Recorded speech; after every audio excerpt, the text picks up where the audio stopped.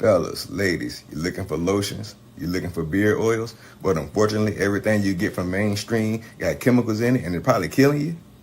No problem, we got you. Go check out my people from Top to Bottom Hair and Skincare. That's Top to Bottom Hair and Skincare. www.top2bottom, BOTTU, the U is for unique, M.com. Tell them I sent you.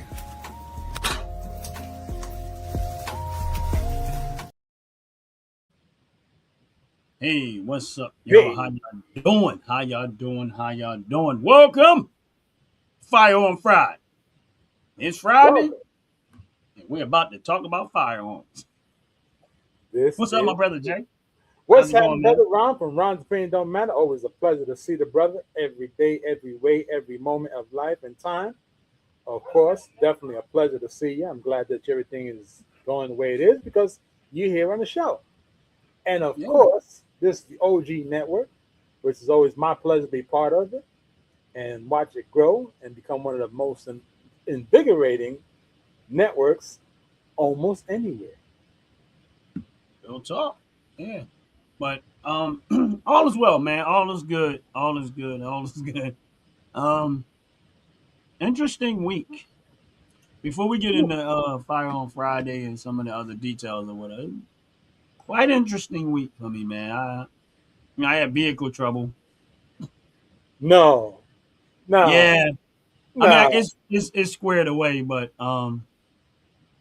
my I needed to change the fuel filter on my truck because it's diesel, and depending on your diesel truck. And remember when I had that bad gas and I was complaining about it? Yeah. It got worse because of it got worse with the fuel filter, right? So I'm driving and shutting off. I get another, and I'm old school. You know I don't care. I'm gonna get where I got to go. I don't care. Regardless of how many times it stops, I'm still gonna get there. I'm gonna still get there. I think that thing ain't cut off for me probably 50 times. God, this is. But anyway, I knew what it was. I just needed to get it to the shop, so I ended up dropping it off. And when I went to the shop, I told him exactly what I needed done to it. He's like, but the mechanic that works on that truck, he is the only mechanic that ever did anything on that truck. I never Okay, took it nowhere okay, else. okay. So he was like, well, yeah, that's where you start. That's what's up. He was like, but he asked me, he said, what happened? I said, yeah, I think I got some bad. Well, I think the filter needed to be changed, but I also think I got some bad gas. He said, well, yeah. He said, you'd be surprised how often that happens. People don't realize. He said, and if you could get a brand new filter Right, right. and get some bad gas, and that'll actually, especially with diesel, he said it'll cause you some problems. But I end up, they changed it. It's fine now. It's she back to normal, but I thought you was gonna say they got stuck on top of the snow. nah, thank God. It probably would have. Well, it would have been stuck because it was cutting off, but I had to two feet it like a stick Oh shift. my gosh. A little bit Stick of gas, a little bit of brake. a little bit of gas, a Keep little the bit of idle, brake. but had to keep the idle a little bit above 1,000 RPMs.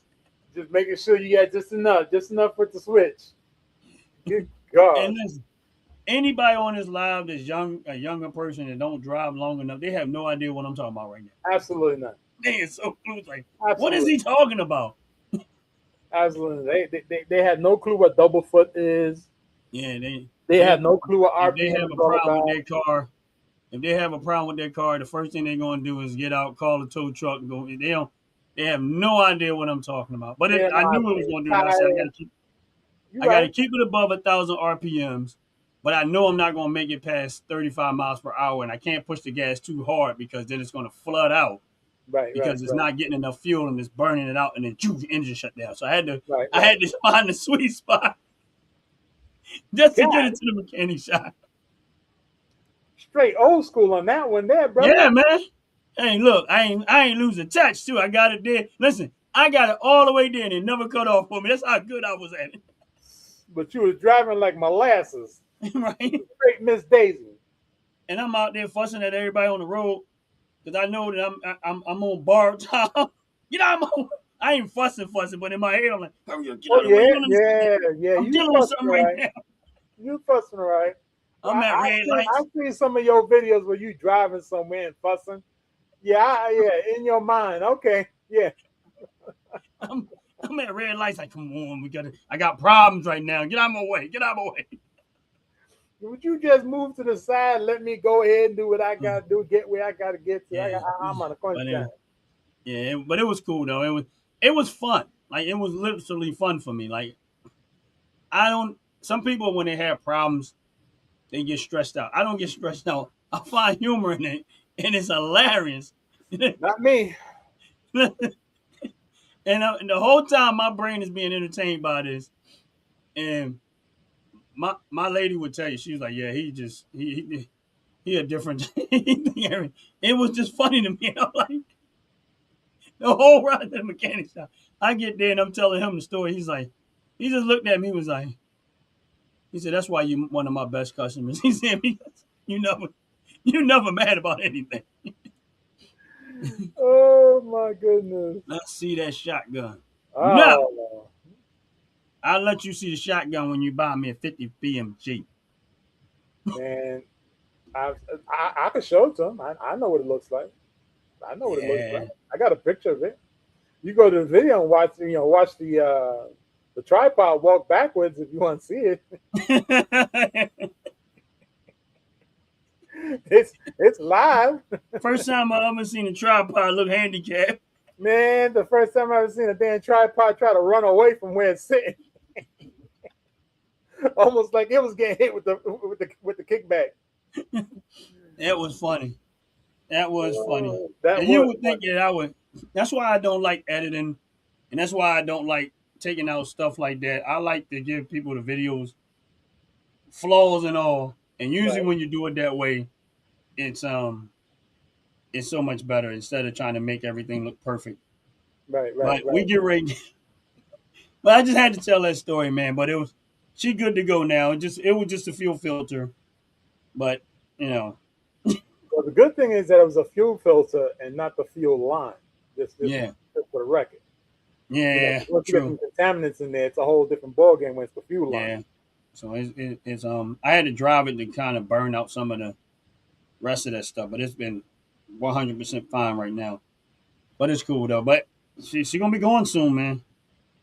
Well, I'm not gonna ask. I'm just gonna wait for the picture to come up when it happens. Yeah, Oh, and I'm gonna keep my fingers crossed that what's coming up next has nowhere near VAN in the title. VAN is not for you. I'm just saying. no, No, it no. better always be TRUCK. Well, actually, it's not. I'm getting away from it. Are you serious? Yeah, I'm getting away from it.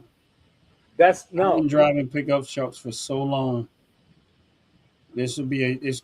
I mean, don't get me wrong. I've had moments where I didn't have a pickup truck, but I've had this truck for 10 years, almost 11 years. In 2008, I didn't buy it in 2008, but I bought it used.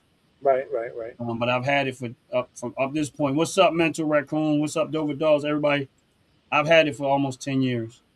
Well, probably more than 10 years, man. And I've put a lot of miles on that. A lot of miles on this truck, and it's gonna be hard to let go, man. It's like, I'm just surprised that you're gonna go into something totally different than a truck. well, technically, I already got it. We'll talk about that in another video. Ron, I'm gonna have to stop talking to you, brother. I thought we were cool like that. Yeah, we was I cool, thought I man. thought I was gonna get the first picture. Now I gotta be amongst all the other peons to see what you done get. Yeah, Really? it's nothing new. It ain't nothing special. It's just a vehicle. Hell That's all. yeah, it's special. You went from a truck to something else. That's special. Yeah, it's okay. Y'all see it eventually. I'm gonna do a video on it eventually. It ain't nothing special though. Is it a V6, V8? I mean, V6. oh my lord, Ron, Yeah. that's a major step down. I'm Yeah. I mean, because we have another vehicle. We have a Cadillac too, but and that's a V6, but it's an SUV. But we most sometimes we in that. But we've always had three vehicles. But we gave one away to my son which was an old. Like, listen, we drive them till we die. We don't. We ain't one of those people that be like, "Oh, I'm gonna get a new car." Nah. When I say we drive it till we if well, honestly speaking, that Jeep we had a Jeep Liberty, '05 Jeep Liberty. Love that thing, man. That thing was a beast, and we let it go. When my son has it now, he's still driving it though. It's a 2005. He's still driving it, but then we eventually got that Cadillac, but the Cadillac is not new. Oh my Lord. I'm just gonna sit back and wait to see what the heck did you get yourself downgraded to? I know, but let's get for Yeah, let's those get of you with that's it. on the Let's live, get hit with the it. like button, hit the subscribe button. I know we got Yeah, into something totally different, and nothing to do with firearms, but that's what we do around here. yeah. But We tend to get sidetracked, because that's what we do. We that's what get we do. sidetracked. We have so many other things happening in our lives. We like to share these things with each other because we brothers from another mother. Right. This is why we share these things. So with But that being said, welcome everybody to Firearm Friday. Now we're gonna get into the nitty gritty, but you came by to actually see Ron from Ron's Opinion and the Fantastic Show talk about Firearm Friday. We talk about firearms. We talk about safety of firearms. We talk about the ins and outs of firearms, and a whole lot of stuff going on. And unfortunately, recently we have found out that we cannot show any videos of actual firearms being fired. So unfortunately, yeah, ladies and gentlemen, we are not boo. doing that Who's anymore. that sound? Hold it. And unfortunately, it is. I know for a fact it's the artificial intelligence that's creating these hindrances, because I too have I've had 3 strikes on my channels for Firearm Friday, and I fought them, and they have allowed the videos to go back up. Yet it's a painstaking moment. So if you guys and girls and friends and family want to come by and watch us talk about people firing firearms, unfortunately that has come to an end. Yeah, I understand. These are things that happen. These are things that happen. And we got to do what we got to do. We got to keep it somewhat PG rated, I guess. Yeah, I know. So with that being said, there's a video. Today's topic we're going to talk about. If I remember correctly, Ron, we're going to step back and talk about safety, and we're going to talk about a few. Go ahead. No, why every time we get on Firearm Fridays, I get the giggles, man? That's because you're a happy man, brother. You're a happy man. That's why. I shouldn't have never watched that video first. It's all right. It's going to be something for us to be laughing about in the moment. That's all it is. It's going to be something to laugh about. Well, let's take a look at this. Again, this is about, today's segment is going to be about safety and armor, right? We all know about armor. We know about safety. We see it all the time. For those that don't understand what armor is about, armor is what actually protects the body. We had a small segment about it on one of our shows. So now we're going to get a little more into it.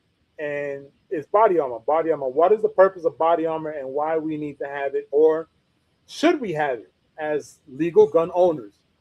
So Brother Ron here has come across a video, and we're going to share it, and we're going to talk about it. We're going to play it first, and then we're going to talk about it. All right? And for you people out there that don't know, we're not talking about the clothing line Under Armour. Yeah, not the clothing line, not the kind that go with sneakers. We talking about the armor that goes with with shell casings and projectiles and green dots, yellow dots, and flashlights. Just in case you didn't understand that part. Let's check out. I came across that video, and actually, no, Ant Like the Bug sent me the video, and I briefly watched it, and I could not. And don't get me wrong, it's not humorous. It was just humorous to me. It's humorous. But we're going to watch this video, then we're going to get into the subject. All right. Let's get into Go the ahead, video. Jay. This one right up in that neck space. All right. Now I've got to shoot Campbell's right eye while I stand here buck naked. Right? You can shoot him in the knees. Meanwhile, Campbell's going to be shooting you in the face. Y'all, I'm Billy Gibbons. I love Houston. I'm Campbell. I'm in the laundry business, and I need this. We travel across 2 states, Texas and Louisiana. Look at this, man. DVI finance. See? 50 state legal. Okay? Every state, every civilian who doesn't have a felony can get these. Connecticut you can't buy them over the internet. You got to call us, and we'll get some direct sales to you. But these are available right now at bulletproofcurtains.shop. That is bulletproofcurtains.shop. You buy them today, they ship today. We were fully stocked. Get down. Hey, we also need distributors. You know what's up. Woo! I know where to start. I know. All right. Why we talking about this? But we're gonna actually eventually go to the actual website of the company that makes the stuff. They make different stuff, so called bulletproof. I don't know how well the stuff works. I don't know actually what it does, but for some reason, for me, that video was hilarious. It was hilarious. I just could not stop laughing. And as on all serious, and we're gonna get into it, but in all seriousness, Okay, we're gonna try. I know when he was holding that up, at first I'm like, what in the world is he holding? Like in his hand. Right. Now, from a tactical perspective, because of course these are the tactical stuff. I've never seen this before. I have no idea what I was looking at. So we're actually all going to learn about this together right now. So stay in there, stay on the live. We're going to enjoy this together. But I'm sorry, I just could not stop laughing. For some reason, that video was funny to me, and I don't think it was funny to me. But Jay's going to pull up the actual website of the company, because I think you said it was like a third-party company that this guy was. That's a third-party company Right. that presented that curtain. And before we get into that, it's again, that video to me is freaking hilarious as well, because we got to understand something, right? First and foremost, for him to say that he's going to shoot the guy in the eye, and then he tells him to get down. I mean, like, all right, what is it? What is it that you're really talking about here, guy? Because in essence, it doesn't make any sense of what you're saying, or you're putting somebody in a very, very awkward position when you turn around and say, you can shoot somebody in the eye. All right, that's the first thing that's wrong. And then secondly, he says he's going to shoot him in the knee. Right. So to me, that is improper way of teaching somebody about a safety or a device that would create some type of safety for the person. Now, if we just look at this from a realistic standpoint, what are the chances that you as an individual is sitting inside your vehicle and you have this curtain inside your vehicle, and the way it's designed is that it sits on the car seat of where you are? So the question lies as far as, if I'm sitting in my car seat and it's behind me, you really have to be a real pain in the tail that someone's actually going to come out and chase you down in your car, that you need to have this curtain on your seat. Okay, let's understand this, because you're going to see exactly how this thing situates on a person's car seat. To give you a real understanding of how it fits on the car seat, if anyone ever has purchased from Temu or Amazon a car seat warmer, it sits on the actual seat and then you sit on it. So this bulletproof curtain does the same exact thing. You attach it to your seat. So by the time you're in a situation where you actually need to get that thing out, 9 out of 10, you already got plugged a couple of times. And honestly, that's my thought on it. So, I mean, let's take a look, if everybody don't mind, let's take a look at how this situation is.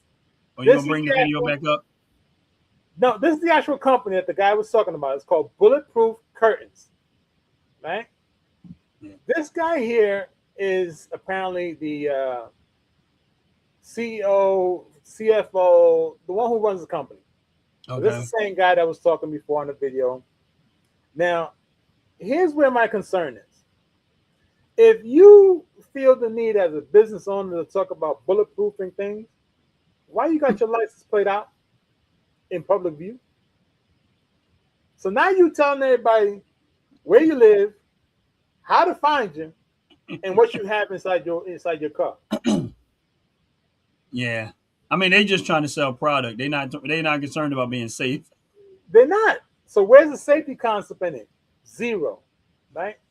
Now, that to me is problem number one. Right? Now, I did take a look at some of the other stuff they have. And Yeah, I gotta say, we're gonna cipher through that stuff.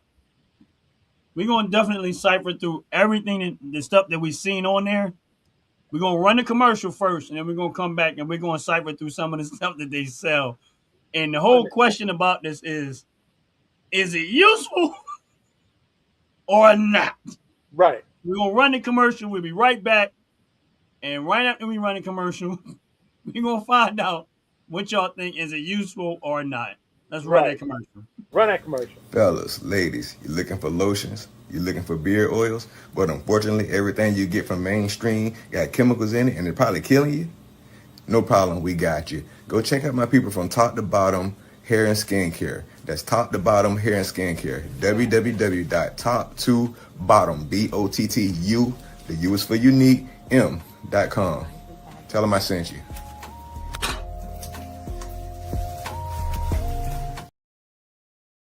And yes, we went back and make sure y'all take advantage of that OG Network 26 promo code, and you'll get 15% off all your purchases up top to bottom product of $35 and up. Make sure y'all take advantage of it. Get some of them wonderful candles, that body wash, that deodorant, that hair care, that all that good stuff that they sell over there. Make sure y'all scroll through the whole website and see all the wonderful product that they make. And therefore, you can take advantage of the product. Make sure you get that 15% discount when you spend $35 or more on top to bottom products. And we're going to get back to what we're talking about. This is true. Just let me get 30 seconds here because It's all good, brother. it's showing me something that I want to see right now. So let's go back into that. Yep. Put this back on the stage. Okay. So here's the company that we just saw, right? Right. The company we just saw is called Bulletproof Curtains. Now, here's where it gets a little tricky, right? They have a plethora of items, right? They have wall art. There was called wall as the actual wall art, and each one of these items is a bulletproof item. Okay. Right? Now I want to start with the seat thing. This is where we at. This thing that he has in his hand that we saw the video on is called a seat cushion shield, right? All right. Now they come in different variations because we know that a lot of people buy a bulletproof vest, right? Right. But they don't buy the bulletproof vest according to the caliber that they are expecting to get shot at with. Yeah, definitely. We've seen that, okay? Yeah. So what we're talking about is you don't go and you say, you know what, I'm gonna buy this bulletproof vest. It only cost me $200. Okay. Then you go and unfortunately you go out and not saying that you went and looked for some trouble, but you went and you thought that you had the best bulletproof out there, and you shot it with a 357 Magnum, and that 357 Magnum shell casing went right through it, and you're trying to figure out why. It is because that bulletproof vest that you bought is not designed for high caliber weapons. Yes. So every time you buy, or if you plan to buy a bulletproof anything, you have to make sure that what you're buying actually has a level of a specific firearm that you're trying to prevent piercing from. Okay. In layman's terms, if you buy a bulletproof vest that costs you $200, I can safely tell you now, anything above a 38 is going to go right through it. More likely, yes. What do you think? My thing is, if you're going to buy a bulletproof vest, the first thing this is my thought pattern, is that Go ahead. the first thing you need to do is educate yourself on what is the most common caliber weapon that is used in crime situations. Facts. Now, it doesn't mean you cover all the bases. It just means what is the most common one. And let's just say 9mm is probably the most common. Why? Yes. Because it's the most commonly used. Yes. You might have some 10 mil or some other stuff, but 9mm. So if you're going to buy a vest, at minimum, you better make sure it's going to stop at least at 9mm. That is correct. That is correct. For the And that's sake the of, unfortunate side. Yeah, and that's the unfortunate side. A lot of people do not do. They don't do that research to find out if right, the vest that they're buying stops a specific caliber. And you're absolutely Right. right. It should. There You you should investigate, learn it, educate yourself behind it. So as we see on the front page here, we see 3 different seat covers. 1, 2, 3. Right. right, Each one of these is the same exact in the essence of it's called a seat cushion shield. One is for AR, one is the INJ, and the other one's an XL. So off the record, if you see the pricing on each one, you have one that's 1,000, you have another one that's 900, you have another one that's $2,000. So it's safe to say that if you plan to invest in one of these seats, you better get the one that says AR. Because what that means is going to stop an AK rifle or an AR rifle, which is a carbine rifle, or something similar to what's sitting on the back of Ron's shoulder. Now, Yes. of course, everything on the smaller side is going to stop smaller rounds. So the funny thing is this, as I mentioned before, now you see here how it's sitting. Let me see if I can get this larger here because I don't want to move around too much because it's going to mess us up. Hold on now. I don't want to lose focus of what we're looking at. I just want to make certain things larger. Okay, that should be good there. So as we see here, right here on this one right here, it sits on the actual seat, right? So that means your back is pressed up against it. Now, if someone is shooting at you from behind, this works wonderfully because it's going to stop the round from piercing the seat, which of course is going to stop the round or the bullet, aka, from piercing your body if you're being shot from behind. If you're being shot from the front, it's useless. Or in the essence, it's going to be beneficial because at least when the ME, aka medical examiner, or the coroner's office, or the law enforcement team that has to investigate the round that was put into your body, they can find it a lot easier than trying to comb through the vehicle because it's going to be stuck inside that shield if you get shot from the front. If you got shot from the front. Exactly. So in my opinion, this is a waste of money because it really doesn't help. It really doesn't. Now, we watched the guy get out of the car with it up like that. This is true. Just Now, like this. Personally, I think I agree with you. I think for the average person, it's probably a waste of money. It's so many variations of what's you're not. All right, there is a part where I would say it's not a waste of money, and I'll get to that. But I'm gonna say why I agree with you first. Why it is a waste of money. Okay. And in most cases, you'll never get a chance to use it. You'll be dead already. Yes. This is why I first, when Jay says it's a complete waste of money, I agree with him as it relates to that. Now, the other small portion of me that says it's still a waste of money, but my question was, is it useful or not? Right. Now, where I think it's useful, number one, for law enforcement, I think it's great useful. And this is just my scenario of why I think it's useful for law enforcement. Okay. When I say police officers, right? Yeah. Police officer gets pulled somebody over. And let's just say you in your squad car and you see the guy on with a gun and he's on his way to get you. Let's say you got that particular thing on each one of your seats where you can quickly grab it and throw it in front of you. You might be able to preserve your life and defend yourself. You get what I'm saying? Well, I get what you're saying. Right. So that's why I say, like, I think there's some small scenarios. The way they were merchandising or the way they were trying to sell it, I disagree with that. I just don't think the average person is not going to have a useful for this. But I think for law enforcement under a tactical situation, depending on how well that thing works, you get what I'm saying?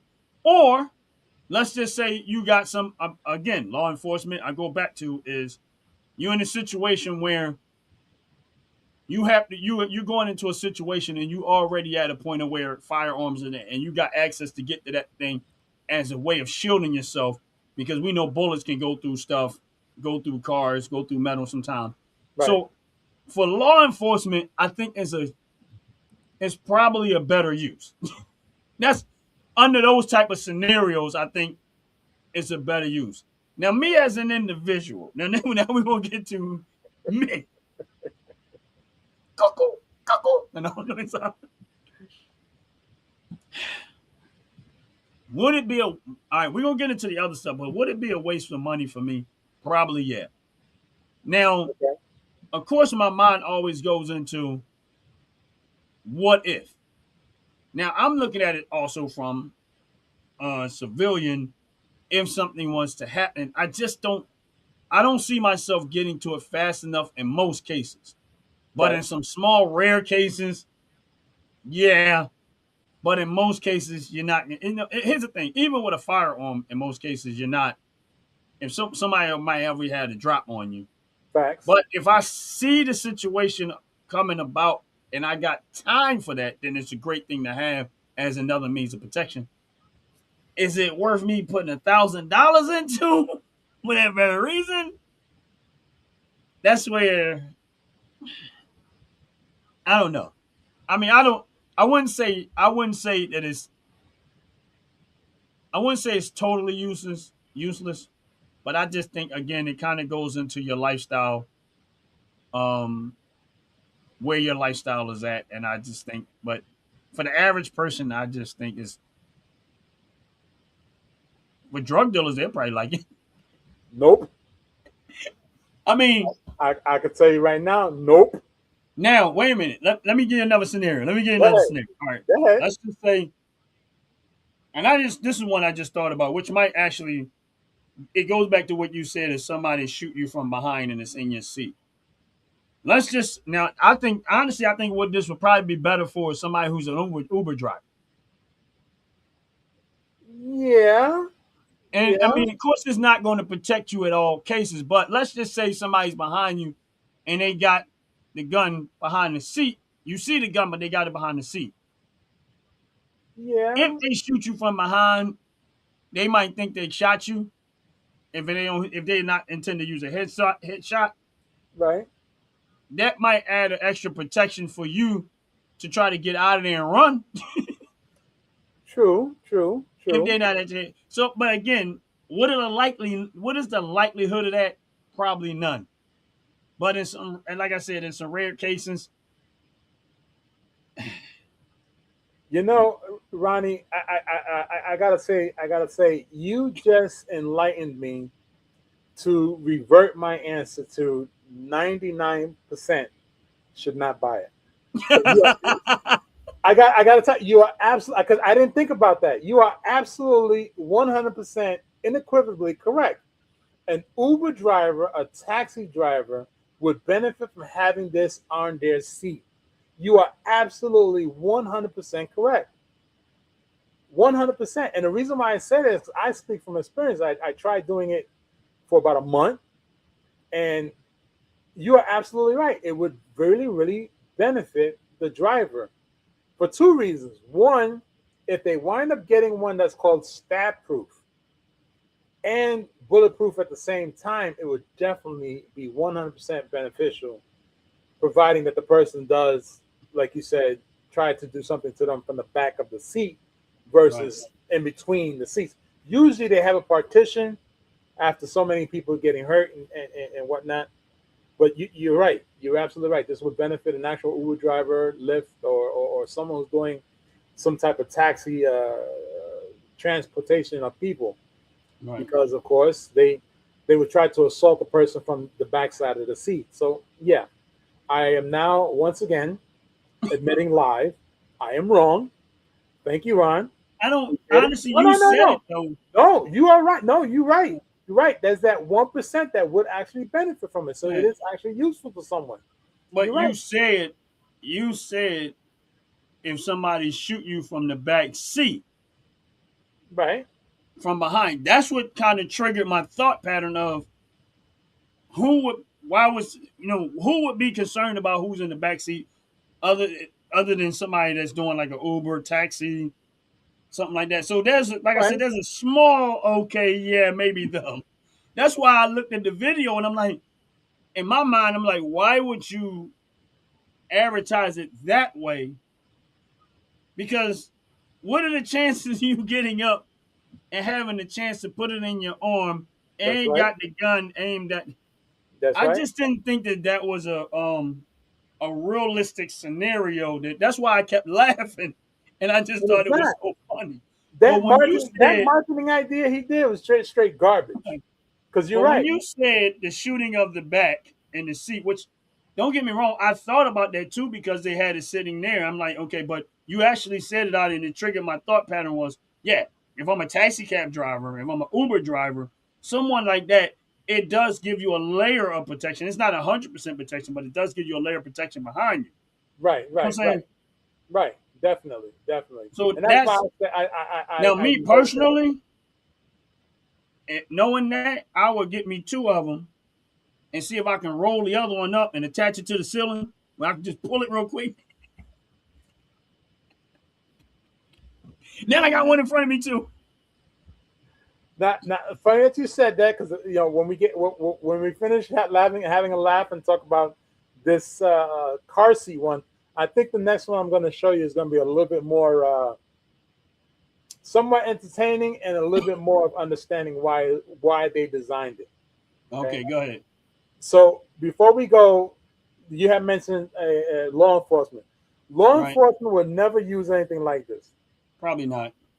because, like you said a moment ago, by the time you get it unhinged from your seat, 9 out of 10, you got to understand, you got to be outside the vehicle, standing horizontal or parallel to the roadway, where if the person in the other car or someone who's trying to ambush that police officer, not a police officer, doesn't have an additional layer of protection, which is the door. Hence the reason why 99% of the time they stand behind the door, they stand at the vehicle, because the penetration gets slowed down, unless it's a 50 BMG, and it's a whole different ballgame. Yeah. So that's why they stand at the doors and the vehicles. So utilizing something like this in law enforcement would be a complete waste because it's not beneficial. Now, there are several law enforcement departments that carry an actual police SWAT shield in the back of the car. Right. And those are the ones that carry them. Those police officers are fully trained by SWAT because they're actually driving around with carbine rifles inside the vehicle, and they need that extra layer of protection because they know that if they're walking around with something that's high powered and has a stronger projectile, they need something to stop that from happening. They're not SWAT, they're just SWAT trained. So that's why they would have something different. Okay. But going back to this What's car, up, Leah? 99% of the people should not get it, and drug dealers are going to have an armor-proof vehicle. I'm just saying. I'm just saying. Okay. But yeah, that's what I said. But there's like I said, that's why the small part of me said there's a small portion of but I don't know. I'm gonna buy me 4 of them and put them in my vehicle though. Well, let me show you something that may just tweak your interest in another way. Okay, bear with me for 30 seconds as I get ready to show you this one.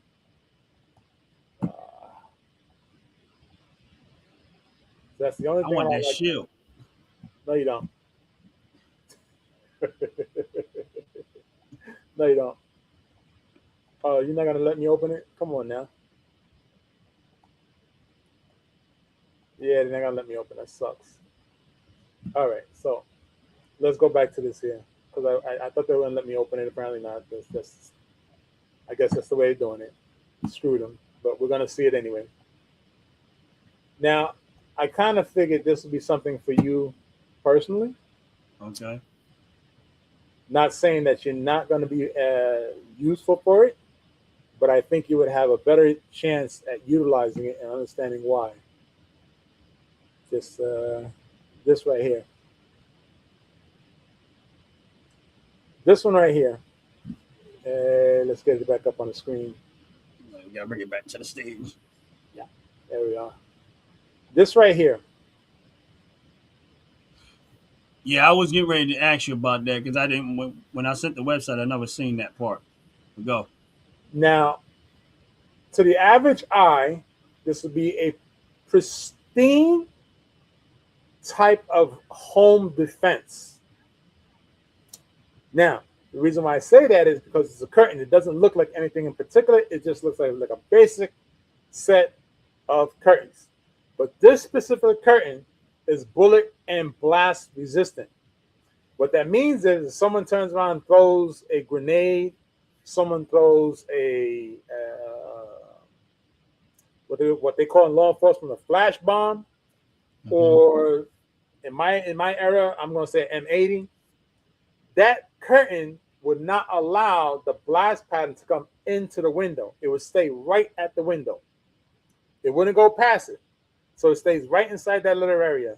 So it's almost like, for those that know what bulletproof glass does, when a projectile hits bulletproof glass, it doesn't penetrate. It stays there and explodes, and or it just makes it look a big old mess. These curtains do the same exact thing. Now, why do I believe that these curtains are good? Because if you happen to live in a state or a town where the law-abiding citizen is hindered from obtaining a firearm, you should get this. Because if you happen to live in a town where the criminals have more weapons than the police officers do, you need these curtains in your house. Okay? Because this way, protect, so you can protect yourself from.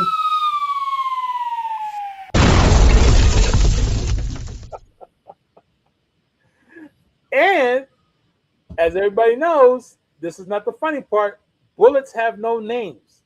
Nope. So when you hear about stray bullets hitting people and all this here will protect you in your house. Yes, there's a possibility that the bullet will go through the wall. Yes. Yet going through the wall still slows down the projectile.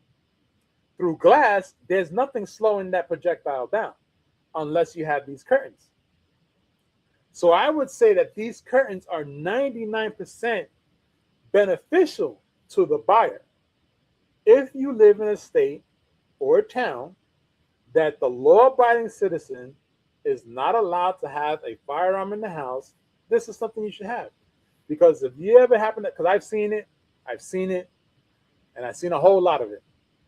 Straight bullets going through walls, straight bullets going through windows, straight bullets being sprayed at somebody's house because they're trying to hit one person standing on the corner, but 15 apartments and 12 cars and 3 dogs and 6 people walking down the street on the opposite side of the road get hit with bullets. But they were trying to hit the person that was standing on the corner. This would help. That's just my opinion on that. Yeah, What do you got? I'll be honest. And I think it would help a whole lot too. And I'm just like kind of piggybacking off of what you said. As far as living in a house and stuff. Now, here's the thing I think is a bigger picture that I think people don't really pay attention to. In most places like New York, Philadelphia, most of the older houses are built out of brick. Right. So unless it's extremely rare for anything to make it through brick, it got to hit it multiple times before it starts making it through. Unless you got like a 50 BMG or something high power. Correct. But that has nothing to do with the windows and stuff in the house. So for me, if you live in an urban area where there's a lot of stuff like that type of thing, that's your between a brick house, that's your protection. And those windows having that on there, that's a great layer of protection. Absolutely. Now, if you happen to live in an area where they're new construction, you need to put that all over your house. This is also true. You need to hang it on your walls, your windows, and everything. Because I'm going to tell you something about these new houses. They ain't stopping nothing The walls of these new houses do not stop any layer, don't have no layer protection against firearms. Zero. Everything that they make these new houses out of, that bullet, if it's out, especially out of a rifle, is coming through and it's coming through fast. It's going to come through the walls into your house and goes out of the other walls outside of your house. If your neighbor's within 25, 35 feet, it's in their house too. That's right. And believe me when I tell you, I've watched plenty of videos where they construct a little unit of how they built new houses, and it went in 6 different layers of walls before that bullet stopped. Yeah. Yeah. Yeah. So people don't, when you start looking at, unless it just somehow or another hit the beam, and that's the only thing that's like, if you got a 6-inch beam, if it hit it this way, it might, depend on the caliber, it might stop enough or come through where it ain't got enough momentum to do anything more damage. Right, but the reality of it is, most of these houses are made out of plywood, which is about 3/4 inch split. It's not even real plywood. It's flake board, compressed flake board, tie-vac, Right. and then some siding or some fake brick, which ain't real brick. It's just some thin 1/2-inch brick that look like brick, but it ain't thick 4-inch brick. Facts.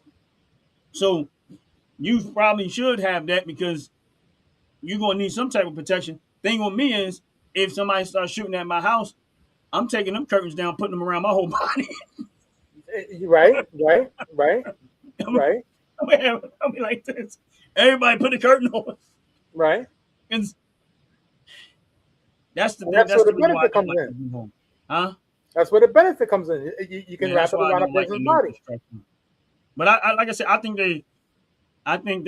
I think for your home that is a great use. Even if you're in an area where they do allow you to have, where you don't have an issue and you still have it. I think if you can go past the decor aspect of it, because you're not going to get something that's going to match the decor of your house.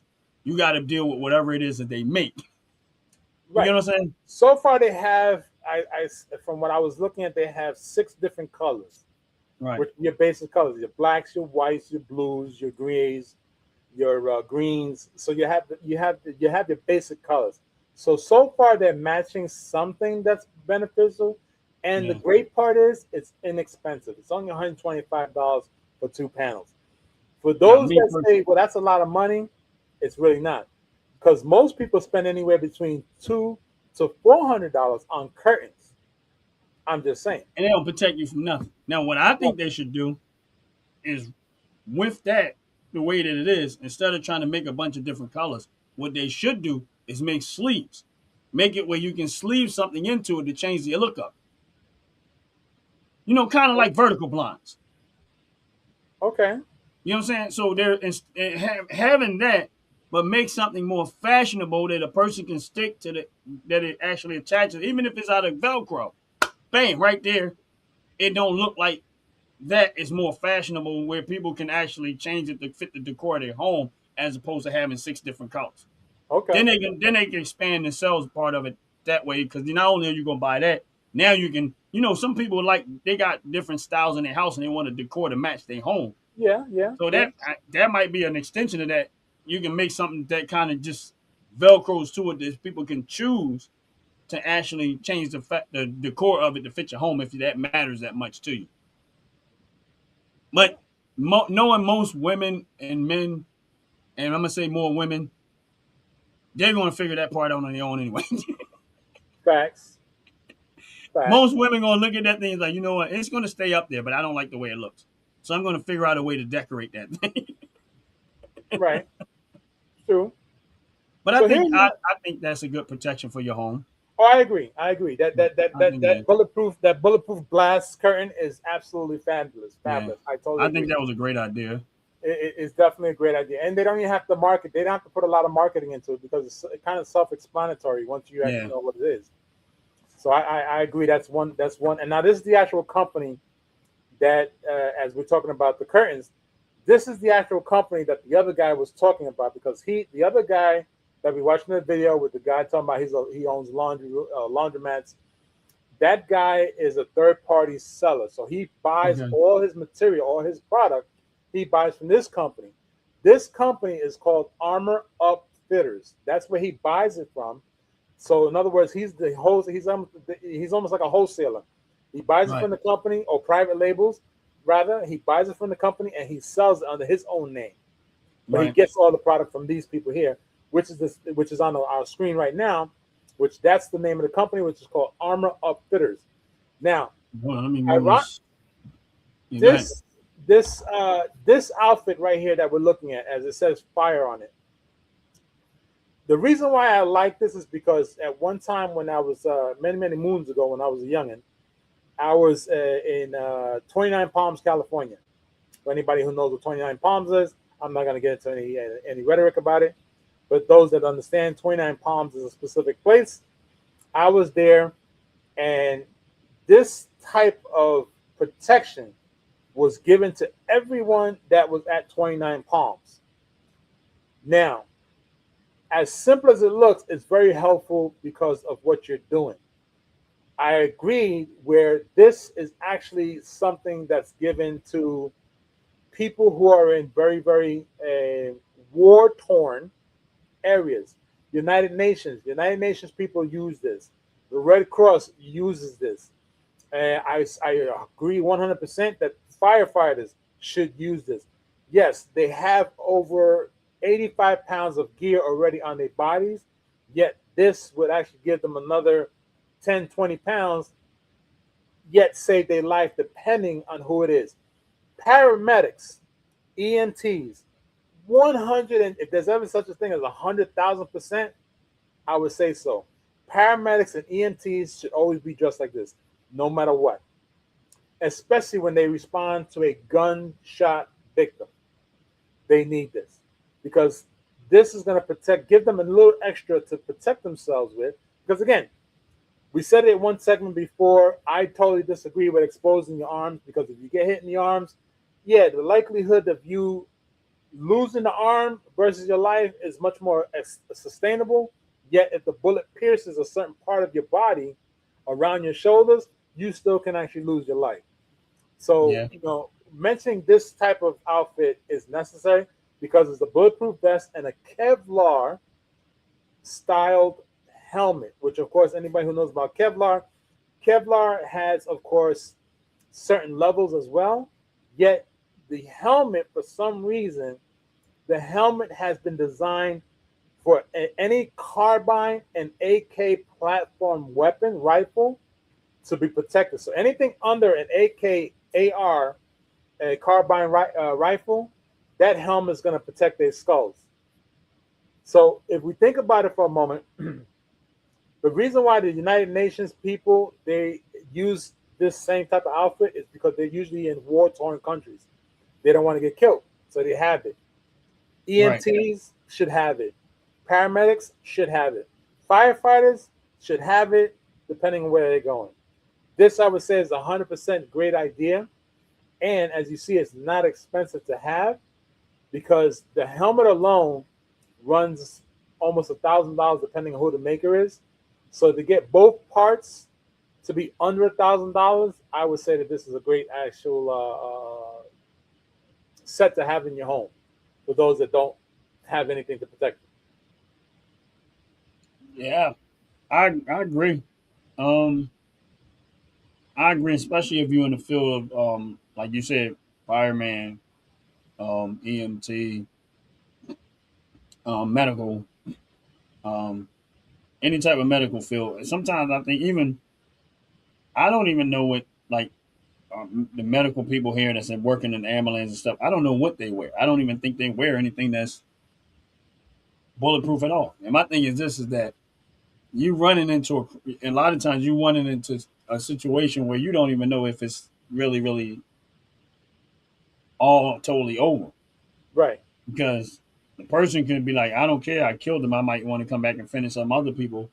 right, You might be walking into a war zone that you don't even know you're walking into. You're trying to save a life, not realizing this person don't want that person to live, so they want to kill you to keep that person from surviving. It could go anyway. You know what I mean, right, exactly. so I agree. I agree. I think that will make great thing for those type of people that work in that field. I agree with that. Especially I'm not sure if you ever heard. I know in LA it happened several times, and I know that it happened a handful of times in the state of New Jersey, and it has happened in New York more than a handful or two handfuls, should I say, where paramedics and firefighters were responding to a call, and they were being shot at by snipers and or other people. Yeah. So that's a clear example, not even an example, a fact of the matter that if there are people out there who are specifically targeting first responders, then my opinion is first responders should be wearing that same type of stuff.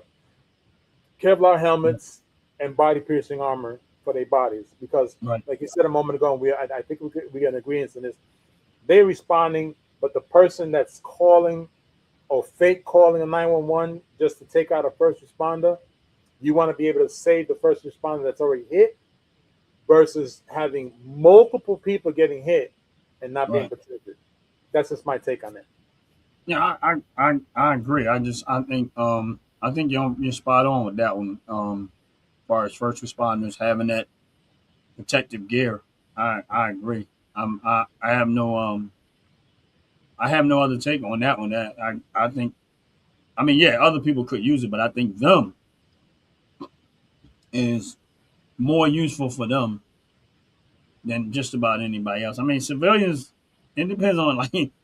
It's always hard when you say civilians because every civilian lifestyle is different. You know what Right. I'm saying? I mean, like if you live in a neighborhood that's peaceful and quiet, nothing really happens, you might still have a level of protection, but you're not really thinking about other. You're not thinking that you would ever have to use it for that reason. It's like, the likelihood is less than none. But Right. then if you live in another neighborhood where you sleep with one eye open, one eye closed, because Right. your thought pattern is always going to be different. So, like I said, I know it's always going to vary. I'm not going to walk around. I'm not going to walk around no helmet like that. People going to think I'm a special needs person and like, yeah, you're looking for the bus and ain't come yet. Right. Right. Right. Right. Right. But um, yeah, I think I think that's a good way of looking at it. Is that's useful then. Even when it goes back to that car seat, I mean the seat cushion thing or whatever that was.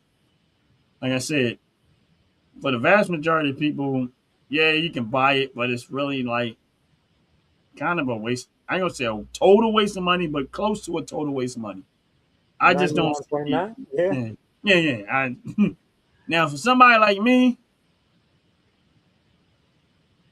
yeah, I probably would buy it. And I'm gonna tell you, listen, I'm gonna explain to you why I would buy it Please do. I like to know why. because I every once in a while you like to do dumb stuff. Well, that's a class A dumb stuff right there.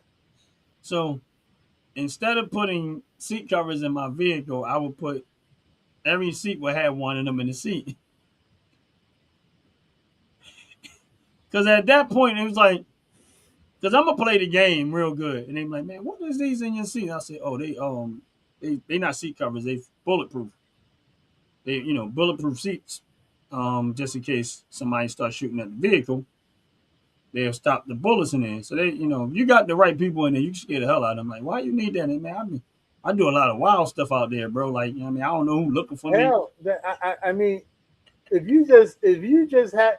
you Ron just happen to have a bulletproof vest on, that's gonna draw a lot of questions.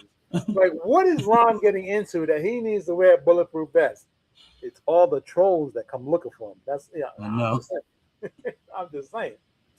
You know, it's just I think that these are products that are being made for people, and they're banking on the fact that a lot of these people are just going to buy them just because they don't know what they're doing with them. Yeah. It's unfortunate. But if we, between you and I, and hopefully many others that tend to understand why we do the show about Firearm Fridays, would understand that What's up, Dirty Money? the concept of having a bulletproof vest is A, the profession you in, Yeah. B, the protection you need, and C, and most importantly, the ability to stay alive in the event of something going wrong, right? Let's take for a fact, like not a security guard, but a what they call the Brinks driver. I don't say Brinks drivers, the drivers who deliver money from bank to bank to bank. Oh, okay. I know what you're talking about. Now, Why can't we think of the name of that? What they call them? because usually it's a security company that Right. hires these people, so that's why it's kind of funny to say security people. I know it's Loomis is one of them. Brinks, Brinks Loomis. is another one. Yeah. Believe it or not, here's something funny. Amazon has one. The New York City transit system has one. Yeah, I know they have it. I know SEPTA does too. SEPTA has one. Yes. Yeah. So far, we got a good understanding of who we're referring to. I believe they should also be wearing helmets. I That's agree. my take. I believe Right. they should be wearing helmets as well. The Kevlar helmet should be part of their outfit, part of their uniform. Because I've seen some guys, and I've seen some law enforcement officers, and we said this on one of our other segments, where you're wearing a bulletproof vest, but it looks like what the hell's the name of that damn cartoon character? Oh yeah. I keep calling myself Huey. that damn Huey. Huey. There you go. Yeah, Huey.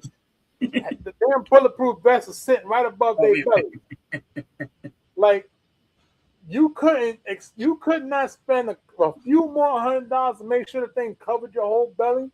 Like that's the worst place to get shot if you have a big ass belly anyway. So, I believe that a lot of these security guards and or these people who go to the banks to transport money and or pick up money should be wearing them, because they should wear the helmet as well, because they need that protection, because one never knows what they may come across at. And of course, the average human being that or the average citizen that has the right to carry a firearm should not be dressing like that, because it calls more attention. Because of course the question arises, why do you need to be dressed like that? What is it that you have intentions of doing? Simple as that is watching a person walk into a bank that has their face covered, their hands covered in an oversized coat. Yeah, there's a very good chance that person's up to no good. So you walk around with a Kevlar helmet and a bulletproof vest.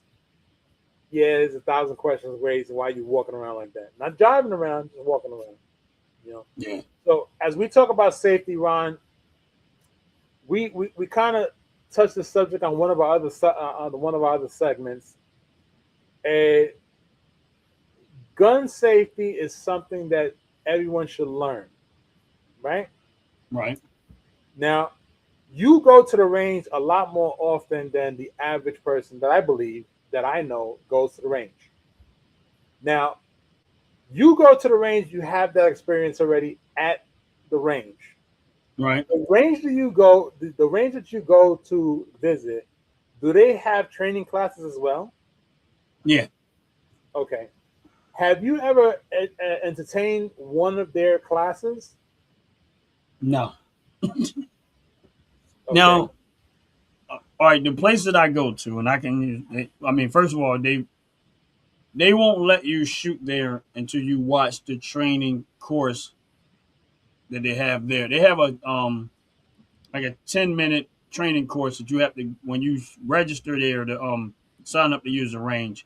They have a Okay. course that gives you basic safety instructions, gun range etiquette, things that they tell you on there.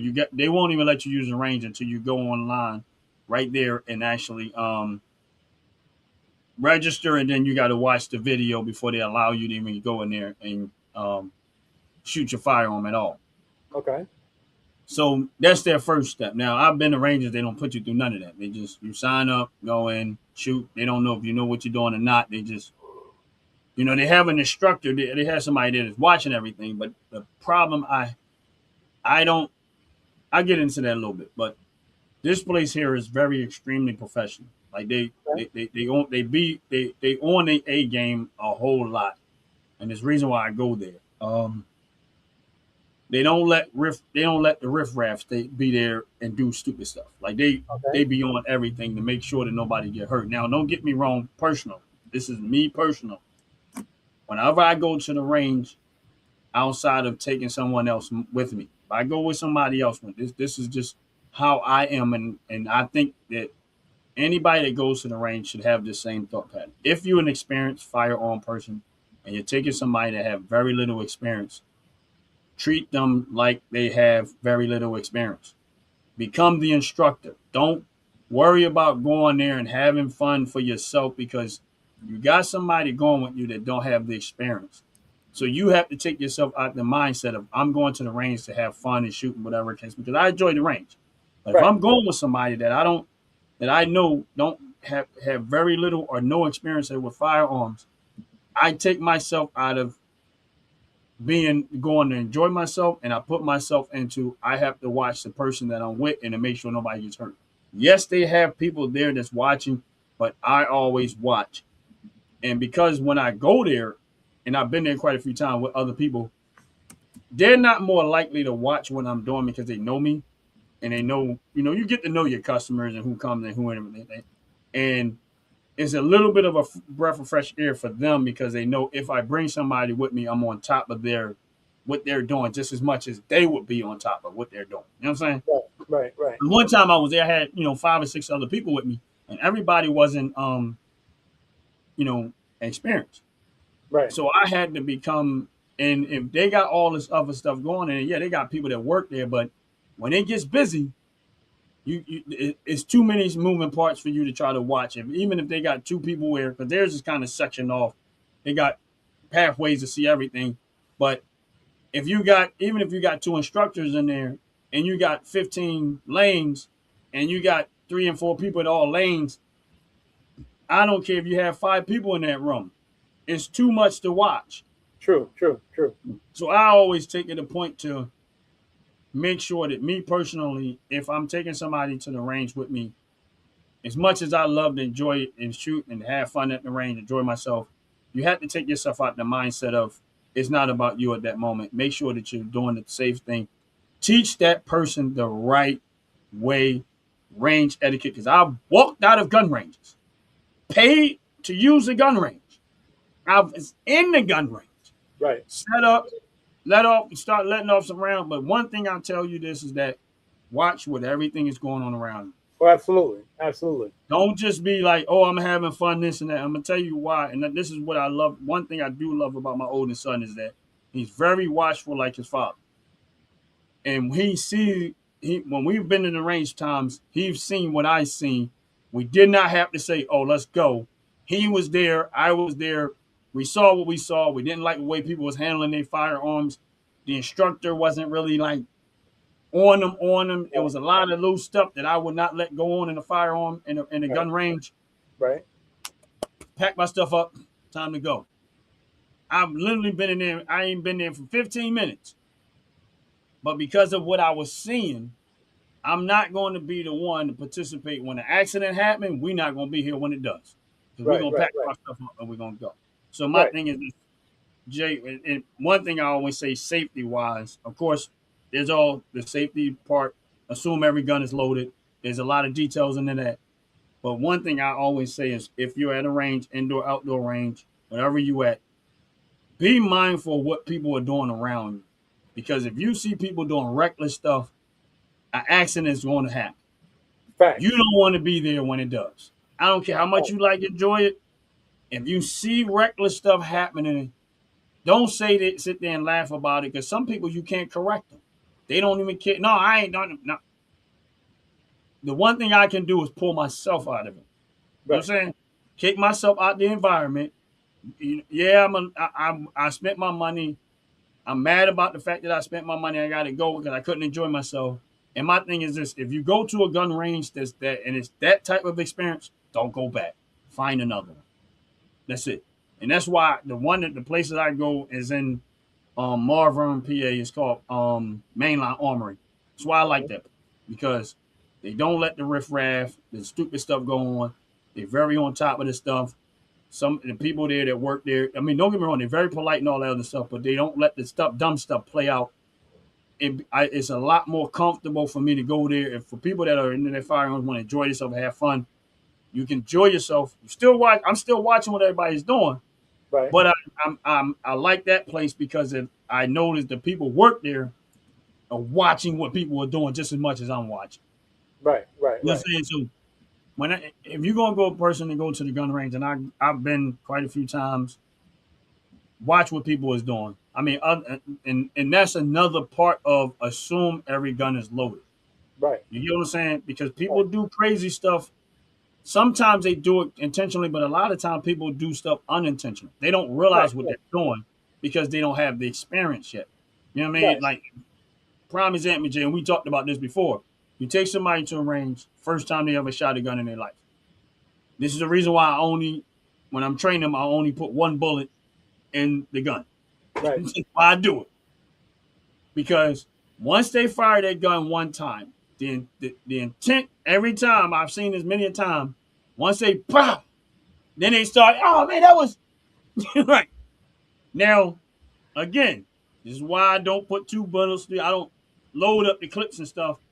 If I'm training somebody and I know they don't know what they're doing, once I brought them to the point of, okay, we're going to shoot one round, once they let that round out and they get the feel of that, there's nothing else in that gun because I only put one round in. Right. Right. Right. Right. Then if I don't catch them before they turn around and be like, oh man, that was nah. Again, when you're in the range, always keep that gun pointed down range. Always. No matter what's going on, if you land it down on the table, make sure it's pointed down range.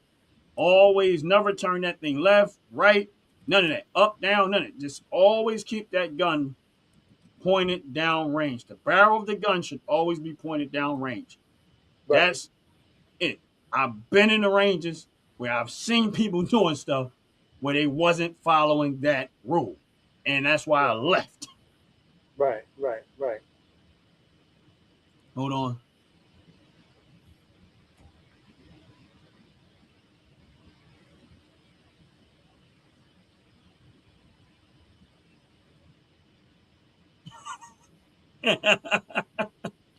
And that's the way it should be. I agree. Yeah, and interesting that he says that. I want to piggyback off of that statement because I was going to mention that I came across a guy who I'm sure is former military at a gun range as well, and I just happened to come across him because, of course, on my news feeds, I always getting all these people who are shooting and practicing shooting, and even professional shooting. And this guy, he has literally no hair on his tongue, none. He don't sugarcoat nothing. He don't uh, be all friendly, nanly about it. He ain't trying to be your friend. He ain't trying to be your boyfriend. He ain't trying to be, any part of the family member. He will cuss you to the end of days if you do something wrong. I watched a video where a guy missed the training session, and he brought the wrong target because you get a target to shoot at. Mm-hmm. He had the wrong target, and he went and reached for his weapon that was on the floor while everybody else had their backs turned. And he tried to load that weapon with everybody's back turned. And when that dang instructor caught him, you talk about putting fire in somebody's hind part. I was all with it. Every dirty word that came out that man's mouth was just right. Just right. Because at the end of the day, like you said a moment ago, and I like what you said as far as putting one round inside the chamber for the person that never fired a firearm before is because it's needed because they get very excited. And the one rule, I don't care who it is, where they're at, the one rule of owning a firearm or even practicing with a firearm is barrel always faces down until you're going to look at a target. If you ain't looking at a target, that damn barrel should not come up from any direction whatsoever. It's always supposed to be looking downward. Always looking downward. Right. And it's funny because I remember one time, many years ago again, there was a bunch of people always ask this question: why is it that Marines always have this habit of looking into the gun before they gave it to another person? And I said, well, because it's very simplified. Before you hand that weapon over to your partner or your actual comrade, you're supposed to make sure there's nothing in the chamber. Absolutely, unequivocally nothing. No. and you have to leave it open so they can see it. So when they receive it, they see inside you gave them a weapon that doesn't have any harm in it whatsoever. And people never understood why, and it's because you don't hand a loaded weapon to anyone. Yeah. It's just it's not a good thing. There's And this that's thing now called dry firing. A lot of people are starting to hear about dry firing now, and they don't understand what that is. And I'm like, it's not a toy. That's first and foremost. That's why it's called dry firing, because it's not a toy. Because the moment a live round goes in there, you think it's dry firing, that live round's going to come out. In layman's terms, you don't play Russian roulette with a firearm. that's why Marines do that. When it comes to that, and again, it goes back to the simple of assume every gun is loaded. Yep. So when Jay was talking about when a Marine checks, make sure it's empty, he hands it to another Marine and they check. I mean, a lot of people does it. If you ever go purchase a gun, you're gonna get the same response. That's how you right. Now, if you go to a gun place and they ain't like that, I question the people. But whenever I went to purchase a firearm, listen, and listen, this is how you know how safe people are. They'll, yeah, you want to take a look? Look at this. I'll take a look at it. Bam, bam, bam. Of course, when they give me that firearm, let's say there's a counter there. When they hand me that firearm, of course, they're handing it to me with the gun like this, and they hand it to me. When I take that gun, the one thing I always do is I point the gun downward, but I make sure that it's empty, and I make sure I'm not pointing in the direction of no one. Right. Because sometimes there's people in the store. Yes, again, he knows it's empty. I know it's empty, but we both still assuming what? That the gun is loaded. That's right. That's it. So I'll turn around, point the gun at the floor. Or sometimes you got to be careful when you say point it downward, because if I'm pointing downward, somebody's standing, no, that's not the downward I need to go. So I might have to turn my direction. Right. But the point is, don't point it in the direction of where it could possibly hurt somebody. If that means you have to point it downward, somewhere like that. Right. Sometimes there have been times where it was very, very crowded in the store. And guess what? I'm not, even though I know that the gun is not loaded, I'm still going to take every precaution, assuming that gun is in. I won't even close the gun up. I'll just pick it up to see how it feel. I won't let it close. I'll leave it just open with everything in there. That's just the way it is with me. I'm safety first. Always safety first. Right. And that is a very, very proper way to teach and hold your own composure, because it shows respect for the weapon itself. Right. Because like we always say, we say it time and time again, we never know if it's loaded. It's always assumed it's loaded. I had an experience one time. I went to a gun range and the guy must have been new. He handed me the weapon on the counter with a closed chamber. The barrel was facing him. He turned it around and he handed it to me on the counter, handle towards me, barrel towards him.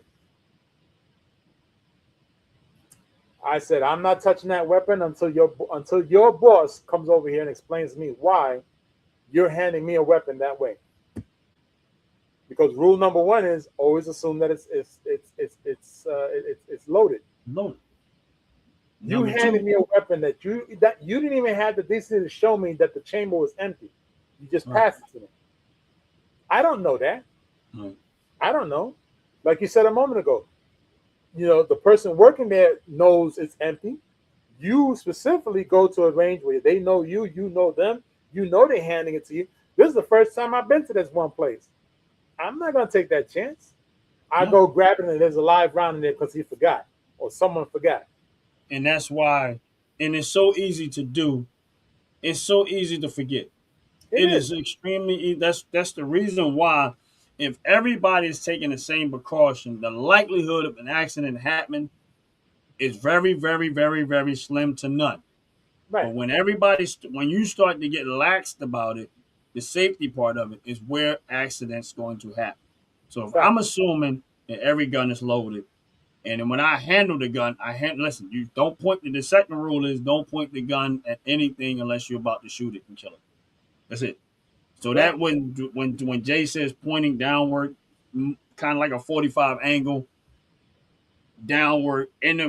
Now you can't always point it down because somebody might be there.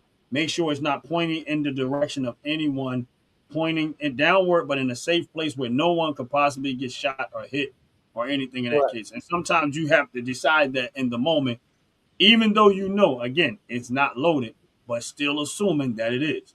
Right. Right. As you continue to practice that habit, it becomes part of your being. The likelihood of you making a mistake or accidentally shooting somebody is extremely low, Right. next to none, because you are taking those very same precautions. And I've seen over and over and over people mishandling firearms and some ignorantly not knowing what they're doing. And I know you've probably seen videos of people handling firearms and And you saying to physically. yourself, wow. It happened physically. And my thing is this: as much as I like the gun range and I go, but if I see something going on in the gun range, listen, I'm not the type of person that go tell every time so I see something wrong. That's your business. You run your business. How you need to check what's going on in your business.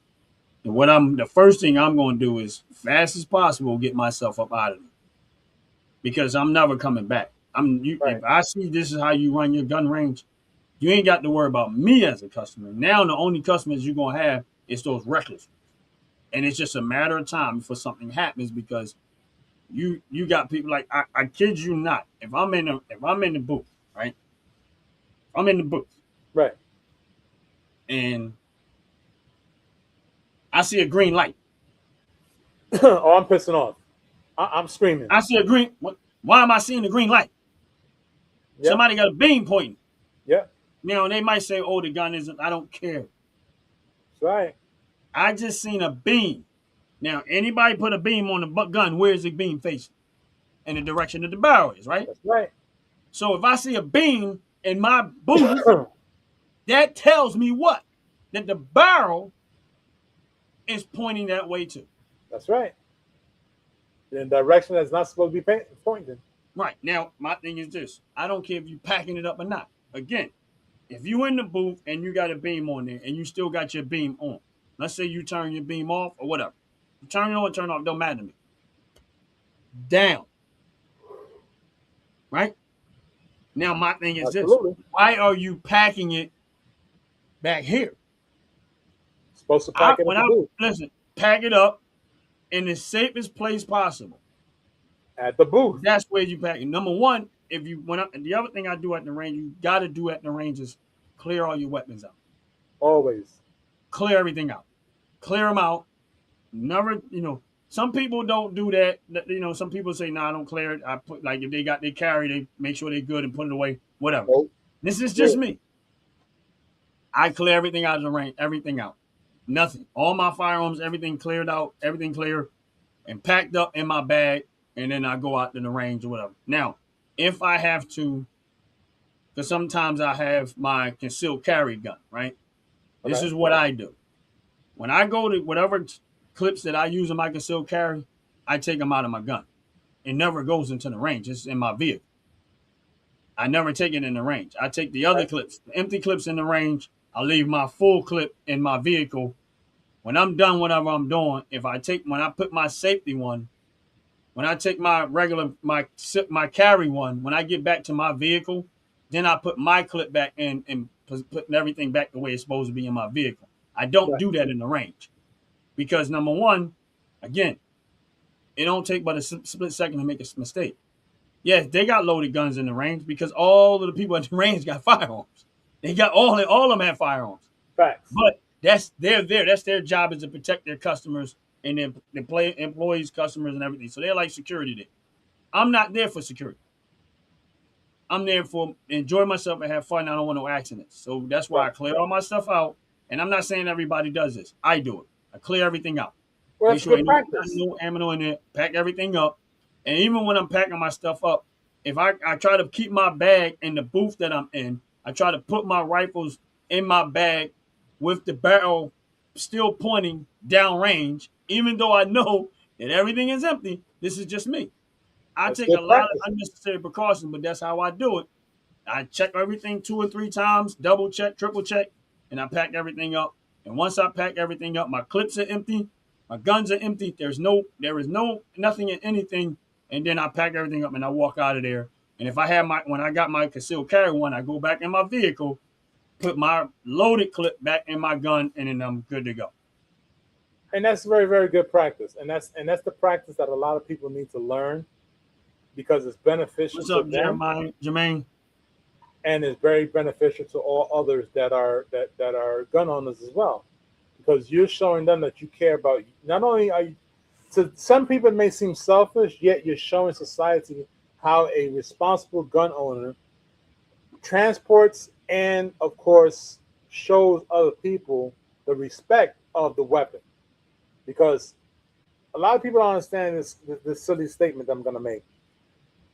A lot of people that love horses understand this statement. Treat a horse as it's always going to knock you off. Always. So that way Not you me. respect the horse. You'd be surprised. So you have a weapon. You always treat it as it's always loaded. Right. Put it that way. Always. It's a safety precautionary measure that is necessary amongst a lot of people. And what I've seen a lot, and I'm sure we both seen it, we both heard it, whether we watched it on videos and or in person. I know I've seen it in person where people just rack the weapon one time and think they're gonna walk out the range. I'm like, oh, excuse me, time out. You want to rack that a couple more times? Just a couple more times, just to be sure. And it's necessary to hear that a few times because when you sometimes there's a round stuck in the magazine, even though the magazine is inside and you rack it once, don't see nothing. That third or fourth time you rack it makes that round shift and that spring push it up. So it's better to be sure that there's nothing in there than have an accident where the spring did not fully push that round up and you actually think it's right and then you get blowback. Yeah, like I said, you can never be too safe. No, never. You can never be too safe. And Never. the more safety precautions you take, the less likelihood you're ever gonna hurt somebody. And this is why when I say people who own firearms, this is why I say make sure you get some training. And it's not and the most of the training is not how you fire the gun. Most of the training is what Jay and I were saying, which is respecting the gun, respecting the safety aspect of the firearm, making sure you're not taking doing risky stuff, pointing the gun places you shouldn't be pointing it at. Not making sure it's clear. Going when you go to the range and you're doing different things, it's so easy for you to forget one little thing and a mistake happened, and next thing you know, Yep. you accidentally you hurt yourself or hurt someone else, took someone else's life, unintentional, but it can happen. And Right. that's the reason why, for me personally, I take a whole lot of precautions, and these are some of the steps and stuff that I've learned from other people that are firearm people. Some I've just kind of picked up on my own, watching videos and stuff like that.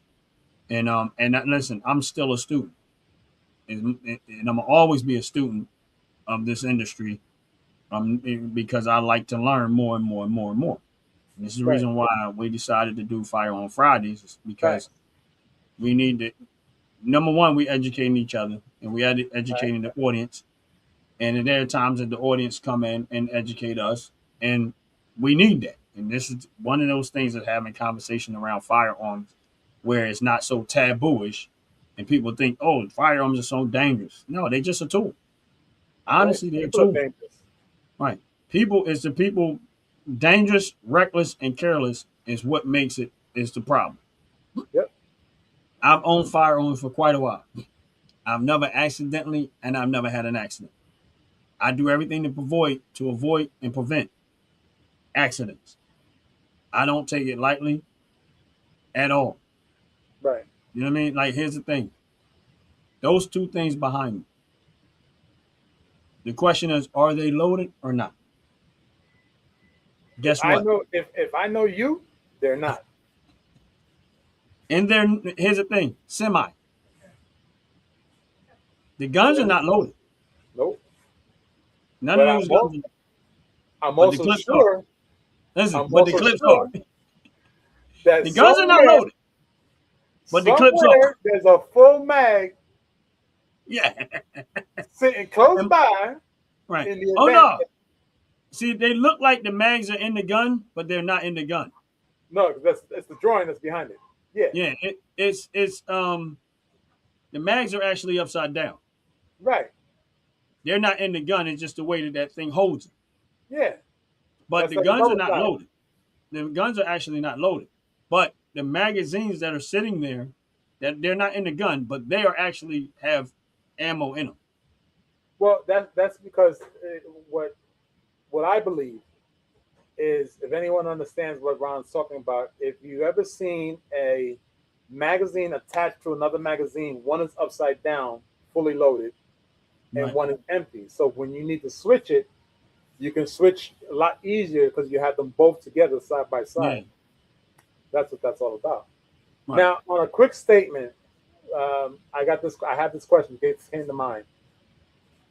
Do you believe in a home that a person that owns a firearm should have a fully loaded magazine next to the firearm or away from the firearm?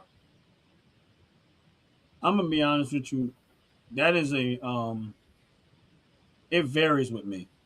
Okay. Now, all right, if I'm only going to base it on me in my home, everything's together. Okay. Everything. Why? Because there's only two people in there I have to worry about. Right. I think that varies when you got children. Good answer. I like Right. that answer. I think you have to have a different caution when you got children, and that changes. Now, do I think you shouldn't have firearms? And no, I'm not going that far. But I think if you have children in your house, um, you should have it locked up where they don't have access to it. But you can quickly get to it. Now I understand that is an extra step you don't want to have to take. But the bigger risk in that is that if your kid accidentally get a hold of it, you can't. It might do something it can't come back from. I'd Right. rather have the extra step to get to it than to have an accident happen because I was laxy daisy about it. And that's just my take. I know everybody has their different opinions on that and stuff like that. But I mean, kids are inquisitive sometimes, and they just have a tendency to, oh, what is this? And if an accident can happen, I mean, Absolutely. and then yeah. So that for me, so I said that changes with me when it as it relates to having children. If you got kids and stuff like that, so for me personally, in my home is different. Like what I always tell people to do is this is just my take on it is that yeah, I'm ready. In my home, we ready. Like that's just what it is. Right. But there sometimes kids come by, grandkids come by. Everything at that point, once I know they're coming, everything gets locked up. Everything. And again, that comes back to good practice Right. because it's needed. I mean, for me, I believe that even if you have even adults that come into the house that Mhm. are normally not in the house constantly, Right. in funny terms, it's that Uncle Timmy that comes Mhm. over to the house and Aunt Betty that comes over to the house. Yeah, I'm putting it away because I don't know how you're gonna react. I don't know what you're gonna do, and I prefer for you not to get something that you can't come back from, or put me in a predicament where I gotta use it Yeah. and it ain't gonna be pretty. So it's best And just put it away when you don't know your family members, and you downstairs enjoying yourself, or let's say you in the area y'all enjoying yourself, and you got them family members that got itchy fingers, and yeah. next thing you know, you missing a firearm, you don't even realize. Wait a minute, where my lock it Or up? you, or you get that one that's very very inquisitive, like, oh, that's pretty neat, that's nice. Let me look at, it, let me touch it. No, don't touch Nah, it. Don't touch it. Don't nah, touch it. nah. Because I mean, me personally, I believe that your fingerprint should not, if it's not my fingerprints or my significant other fingerprints on that weapon should not have any other fingerprints on it. That's just I my mean, I take. can't really say that because I'll take mine to the range and I take other people. Yeah, but you all now. But Now here's the funny thing. Now, and I know this for a fact because I've seen you doing it. You clean your weapons in and out. yeah, So every time you clean your weapon, you're wiping off that person's yeah, print. I clean I have to clean them because of that. My thing is this: is that when I go to the range, of course, I clean everything before I go. Um, Once we go and we fire everything out, when I get back home, I break. And, of course, it gets packed up, but at some point, I have to go back and clean everything up and stuff like that. Right. People that know me don't have to worry about their fingerprints being on my product because I ain't doing nothing crazy and I ain't trying to do nothing crazy. You know what I'm saying? I hear But I you. understand. My point is, I understand Jay's point is that you should not let everybody handle your stuff. Listen. Now we at a range. We go into the range. We going to enjoy ourselves.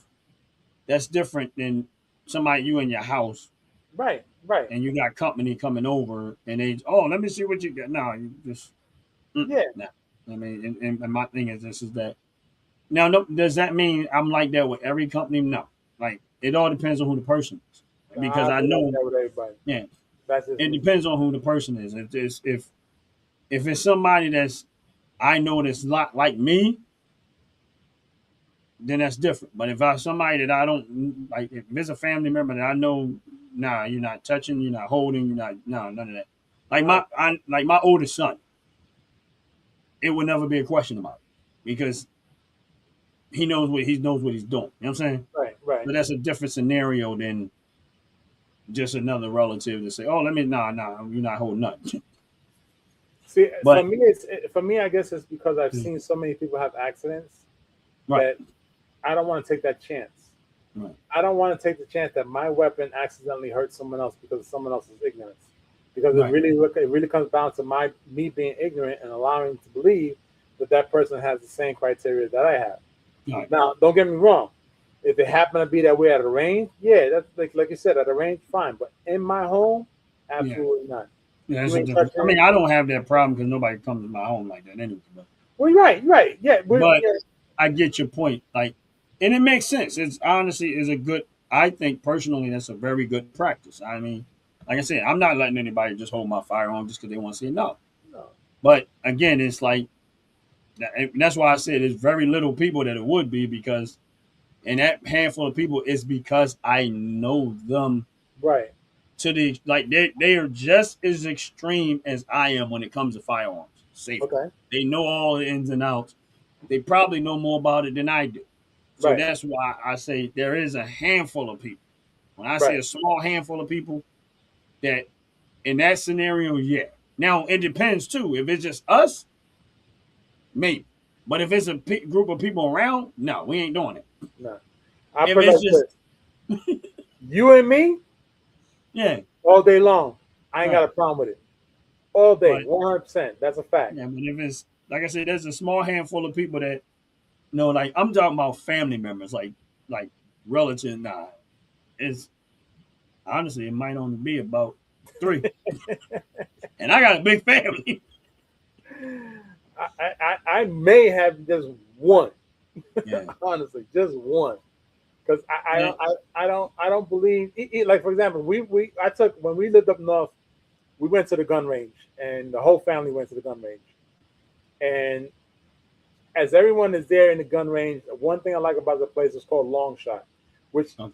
honestly I don't understand why there's a gun range in a state that doesn't allow you to own guns. I found that very very weird. Okay, yet we went. I took everybody. We all went to there. We all had a good time. We fired a bunch of different weapons, and as we were leaving, the one thing that came to my mind is how many of you actually clean, understand why it has to be clean afterwards?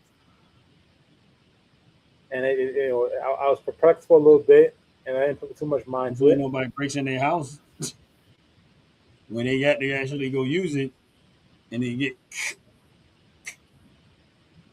oh why Yeah, isn't it? yeah, and that comes back to the gun safety again too. Cleaning is Yeah, also part of gun safety. yeah. Because you're cleaning it is because you want to make sure it's safe for you when you need to fire it. You have to clean it. You have to make sure it's But when oiled. Jay say cleaning, just so y'all know, cleaning means clean and then oil up. Yes.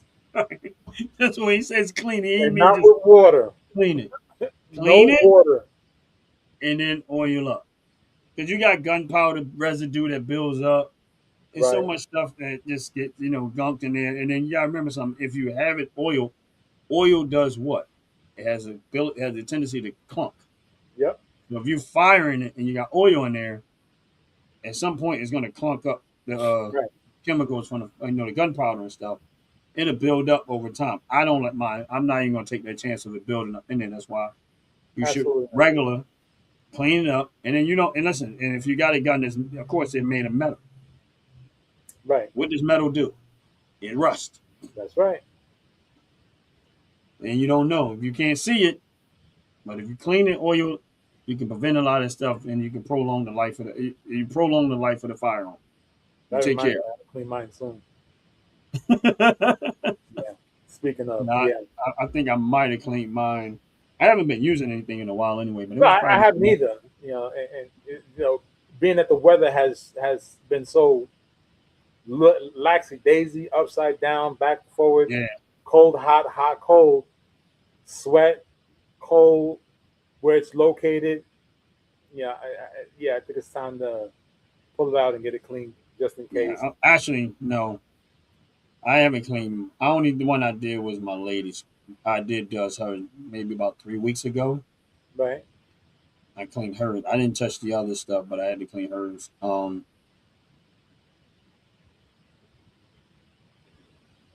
Only because honestly, she probably carries hers a lot more than often than I do.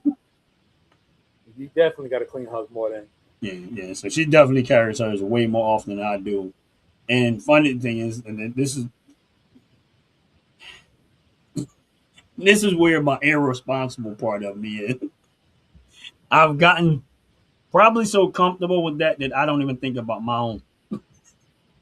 When we together, when we gotta go somewhere and it's both of us together, I kid you not, I literally forget. Bad Ron. Only because in my head is they're more likely gonna think I have one than they would her. This is true.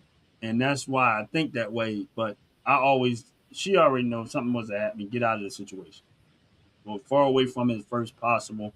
Make sure you safe. Let me handle what I need to handle. Now, don't mean I don't have mine. It's just that a lot of times there've been many times but if I'm by myself, yeah, I don't. I take mine with me wherever I go. No, that's That's my understandable. wallet. But the only time I don't is when there are times that I might not have it is when we're together. Like when we actually maybe, and this usually like we going to the store or something like that or getting something to eat. I might forget because I feel like I'm already carrying enough stuff with me. Right. And again, that comes back to good practices. Good safety measures. Teaching the people who are in your inner circle how to respect the weapon, how to look for certain things, how to even respect the weapon when it's not even in your hand. I find that to be very, very, very, very, very, very important, and I commend you on the way you carry it, the idea concept rather. I commend you on that because a lot of people really don't understand why it has to be that way, and it's very, very necessary. Because at the end of the day, we got to try to understand one main point: the law-abiding citizen would panic 9 times faster than the criminal would when it comes to a weapon. Because the law abiding citizen is always thinking about preserving life, not taking. That's right, and they got more to lose than the criminal does. Right, and that's the reason why. But that's why criminals kill them. Well, allow me 30 seconds to say I am going to quote Sheriff Judd. You come to Florida.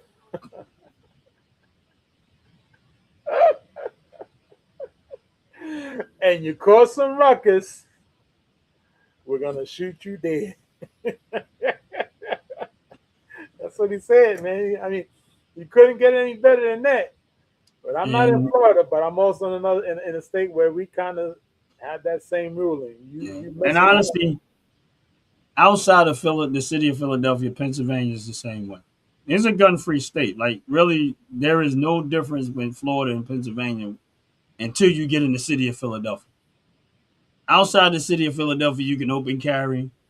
We don't have a restrict gun laws, none of that stuff. We don't have that. It's just Philadelphia. When you get in the city of Philadelphia, that's when the dynamics change. But You once know, you get out of the city of Philadelphia, the other day, I think it was you the can't open carry. They don't want you open carrying in the city of Philadelphia. and I'm gonna challenge you to challenge yourself about that. Reason why I say that is due to the fact that the law states it's been put into play. The law states that if you have the right to carry your firearm, which you do, you can go anywhere within the 50 states, which is called traveling Mm-hmm. from point A to point B to point C back to point A, carrying your firearm where you do not have to hide it or put it anywhere else as long as it's on your body. So I would actually ask you to challenge that ruling in Philadelphia, honestly, Well, because you should be able to have it on your hip or in your car mhm. as you're traveling through the city of Philadelphia. The city of Philadelphia, you have to go get a concealed carry license. And there lies the conundrum. Now, here's the thing. I don't know if it's still like that, but that was the rule. Like, I haven't checked it in a while. Once they passed that rule, that's why I always say all gun laws are unconstitutional because it does not affect criminals. It only affects the law-abiding citizen. I don't think government should have the right to tell you. The government doesn't have the right to tell you what you can and cannot use to protect yourself against government tyranny. Uh-huh. So that's why I disagree with gun laws because of the fact that it doesn't do anything to criminals. It only complicate things for law-abiding citizens and as a whole. And it has nothing to do with criminals. It has everything to do with government tyranny. That's why it's there. It's not about Right. criminals. Right. Criminals just a byproduct of it. The whole point Right. behind the Constitution and the Second Amendment is to protect yourself against government tyranny. That means if the government goes tyrannical, you're supposed to have access to the best weapons possible to defend your home, yourself, your person against the government, who you took your tax dollars and built and purchased weapons. Right. Right. And now want to turn around and use them against you. Yeah, good luck with that. Possibly use them against you. And Right. then and then on the flip side, I want to tell you, oh, you only can get a revolver that holds 5 rounds. This is also, Meanwhile, I got a tank coming down the street getting ready to kill me. yeah, that ain't gonna work. Yeah. So I'm supposed to believe that you're doing this in the best interest of me. Then why can't I do the thing, have the same access to the stuff in the best interest of me? I got my best interest by far more than you do. Right. Right. Right. But yeah, great show, bro. Definitely show. a great show. Very informative. I'm about to go get that Captain America shield. No, you're not. So real quick, one last statement before we shut down. I gotta read this to you because this pertains to you personally. Under section 18U.S.C 962092-6 alpha, travelers passing through Philadelphia may transport their firearms if they're unloaded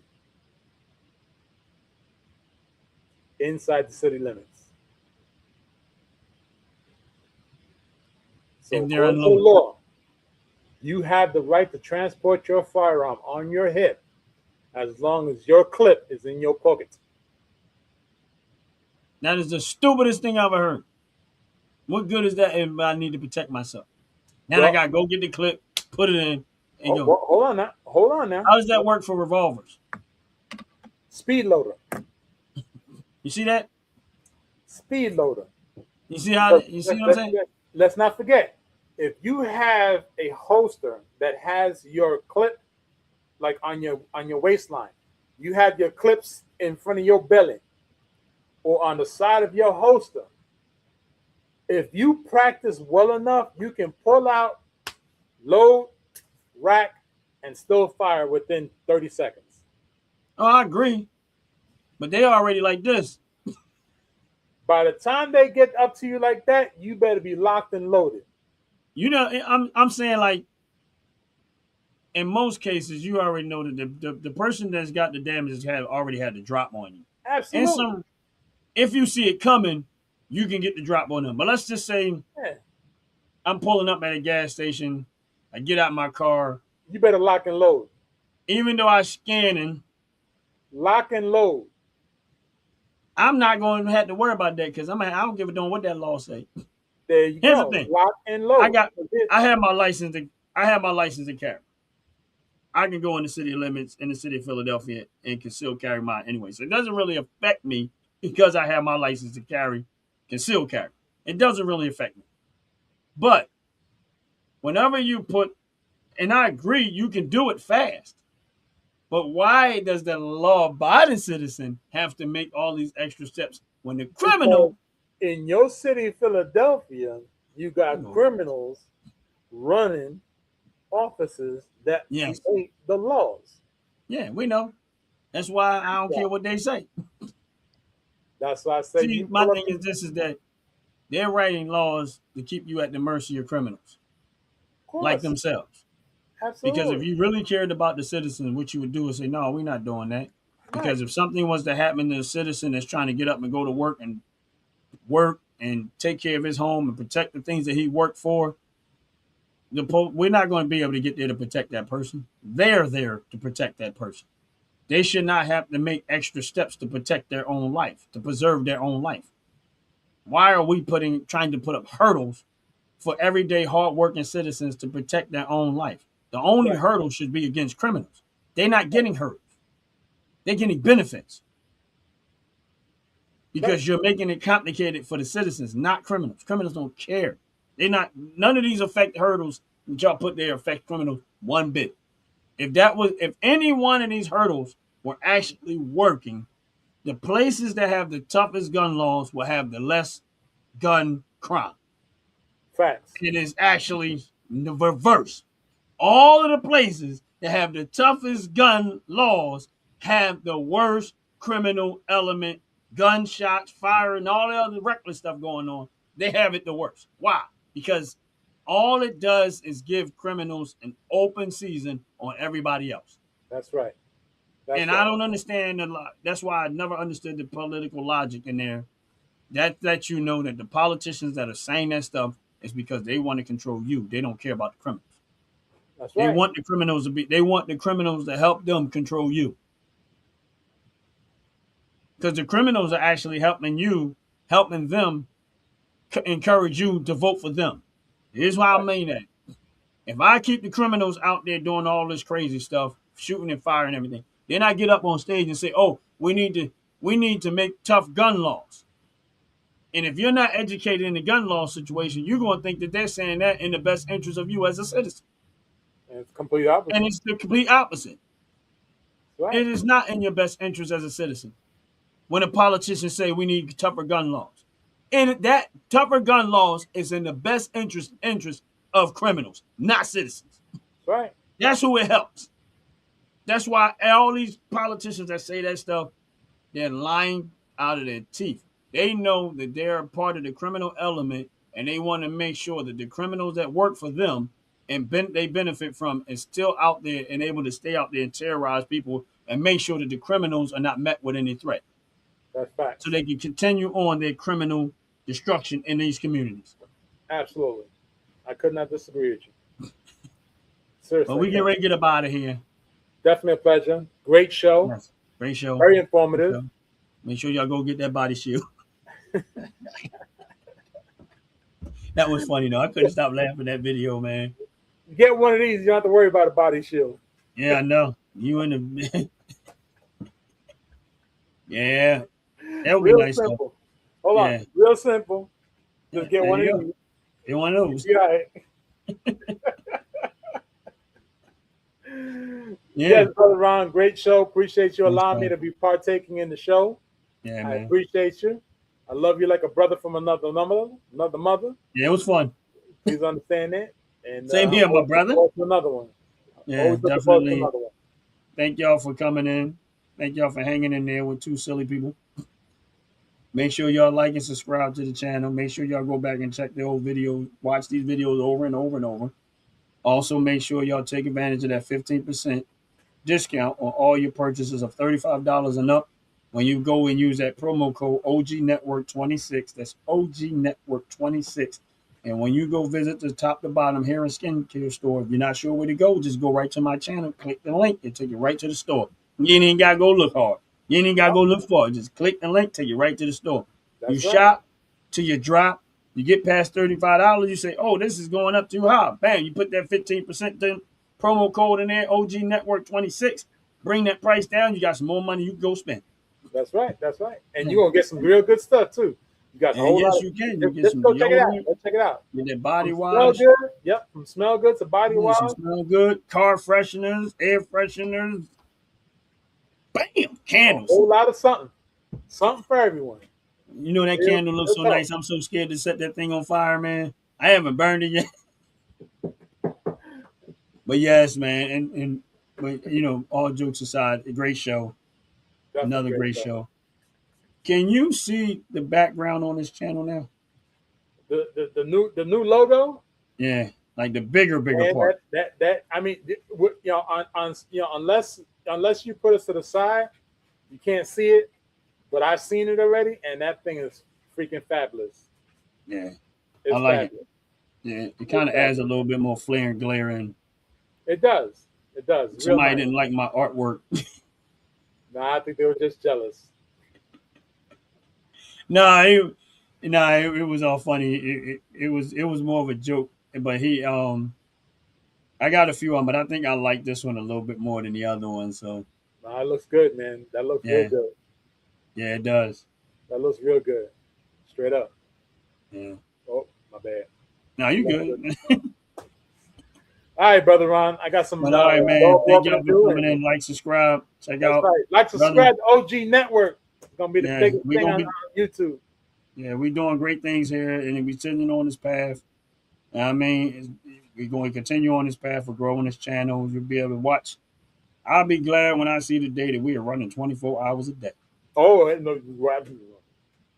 I'll Not, be glad for when it happens, but I won't be part of it 24/7. well, you know what I mean by 24 hours a day. It ain't me. Yes, 'Cause sir. I Yes, ain't sir. going. I'm just saying in general, we got different shows, stuff like that. I mean, and you never know. Right. For me, that's what I want to grow it into.